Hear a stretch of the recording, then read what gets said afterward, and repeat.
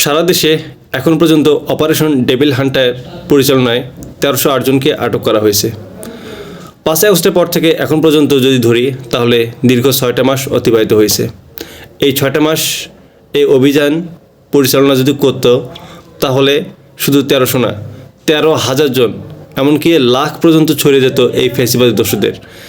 তাহলে এই বিগত ৬টা মাস কেন ফ্যাসিবাদের দোষীদের ধরা হয়নি? তাদেরকে ধরতে কেন আমাদের ছাত্র জনতার পক্ষ থেকে স্বরাষ্ট্রমন্ত্রী, আইন উপদেষ্টা এদেরকে কেন বারবার চাপ প্রয়োগ করা হয়?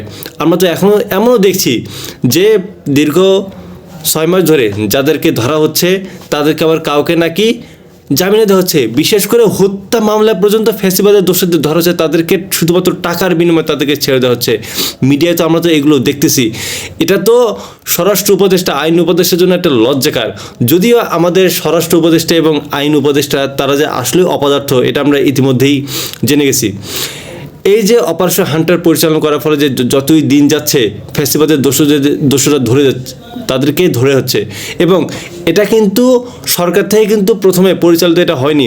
আমরা যখন ছাত্র জনতা তাদের সরকারকে চাপ দিলাম, তারপরে এই অপারেশন ডেভিল হান্টারটা পরিচালনা করা হচ্ছে।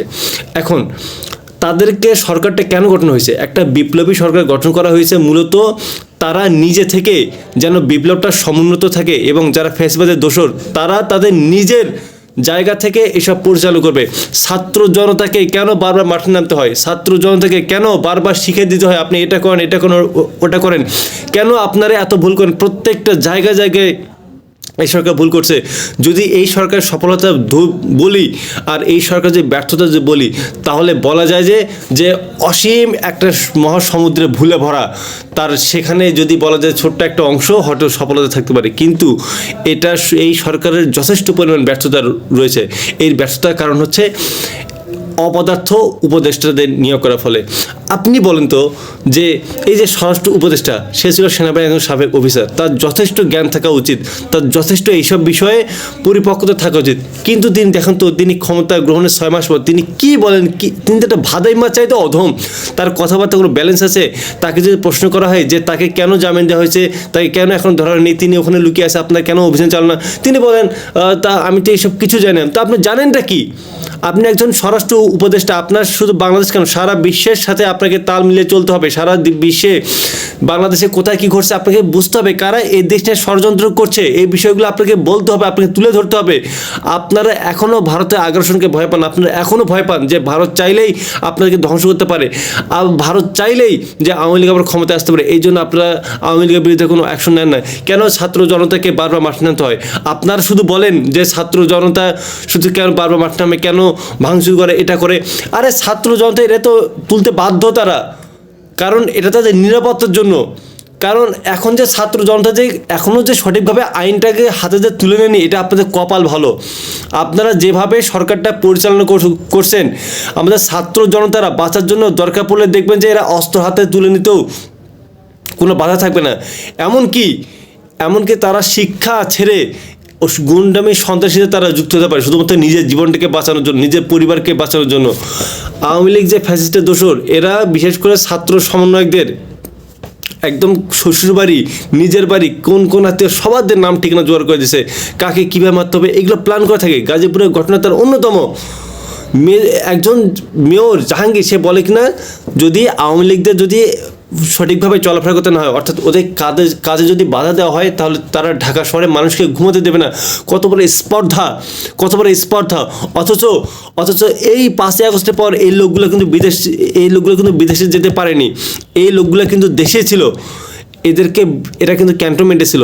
আওয়ামী লীগদের বড় রাঘব বলরা যাদেরকে ধরলে এই দেশ একদম ঠান্ডা হয়ে যেত, এই দেশে ফ্যাসিবাদের একদম দোষর নির্মূল হয়ে যেত। 651 জন ক্যান্টনমেন্টে বন্দি ছিল, তাদেরকে এই দেশ থেকে পালাতে সহায়তা করছে কে? যদি এই 651 জনকে যদি বাংলাদেশে আইনের আওতায় আনা যেত, পুরো বাংলাদেশে ফ্যাসিবাদ একদম নির্মূল হয়ে যেত, একদম নির্মূল। কিন্তু এই সেনাপ্রধান আমাদের সাথে বেইমানি করছে। এই সেনাবাহিনী যারা আওয়ামী লীগদের দূষণ, তারা এদেরকে পালাতে সাহায্য করছে, যার ফলে এখনও তারা বিদেশে বসে মিলিয়ন মিলিয়ন ডলার খরচ করে তারা লবিং করে, তারা এখনও এদেশে তাদের এজেন্টদের নিয়ে এ দেশকে অস্থিতিশীল করার চেষ্টা করে। এই একটা দোষ, এরকম একটা উপদেষ্টা হচ্ছে আমাদের আসিফ নজরুল, এরপর স্বরাষ্ট্র উপদেষ্টা, এরা একদম পুরোপুরি একদম ব্যর্থ। অথচ তাদের যে ন্যূনতম লজ্জা থাকতো, তাদের উচিত ছিল যে তাদের পদত্যাগ করা। অথচ দেখুন, এরা জানে এরা ব্যর্থ, তারপরও দেখুন হেসে খেলে কীভাবে মিডিয়ার সামনে আসে। এখন আমাদের কাজটা হচ্ছে যত দ্রুত সম্ভব এই যারা উপদেষ্টা মণ্ডলী যারা ব্যর্থ, এদেরকে যত দ্রুত সম্ভব এদেরকে নামাতে হবে। যদি এই স্বরাষ্ট্র উপদেষ্টা এবং এই আইন উপদেষ্টা আসিফ নজরুল থাকে, এই দেশে ফ্যাসিবাদে আবার পুনর্বাসন হবে এবং এরাই এই ফ্যাসিবাদকে পুনর্বাসন করবে। যত দ্রুত সম্ভব এই স্বরাষ্ট্র উপদেষ্টা এবং আইন উপদেষ্টাকে যেভাবে হোক তাদের পদ থেকে, তাদেরকে গদি থেকে নামাতে হবে এবং নতুন স্বরাষ্ট্র উপদেষ্টা আইন উপদেষ্টা নিয়োগ করতে হবে, যাতে তারা আরও কঠোর থেকে কঠোর হতে পারে এবং প্রশাসনের প্রত্যেকটা স্তরে ফ্যাসিবাদের যেখানে দোষরা আছে প্রত্যেকটা জায়গায় সংস্কার করা অত্যাবশ্যকীয়।